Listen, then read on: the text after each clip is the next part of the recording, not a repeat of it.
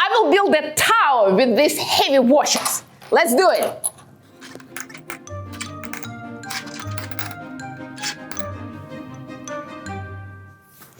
What do you think will happen if I remove the bottom one? The whole tower will collapse, right? But what if I do it fast enough? I will do it with my kitchen knife. Ready? Let's do it. 3, 2, 1. The tower stays because these washers are inertial. They're heavy. They don't have time to move if I hit it fast. Let's do it again. Again, and again, and again, and again, and again. We did it. Try it at home. As usual, be very careful with the kitchen knife and don't hit people around you with these washers.